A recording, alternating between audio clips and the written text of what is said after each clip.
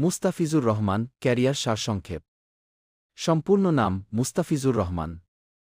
জন্ম সেপ্টেম্বর 1995, সাতক্ষীরা, বাংলাদেশ। ভূমিকা বোলার, বাঁহাতি পেস বোলার। Cricket Times. আন্তর্জাতিক ক্যারিয়ার। টেস্ট ক্রিকেট খেলেছেন প্রায় 15টি টেস্ট ম্যাচ। উইকেট পেয়েছেন 30। সেরা বোলিং চতুর ডিভিশন 37। মাইকেল ওয়ানডে ওডিআই প্রায় 116টি ম্যাচ, 107টি উইকেট। সেরা বোলিং শর্ট ডিভিশন 43। গড় প্রায় 27 রান উইকেট।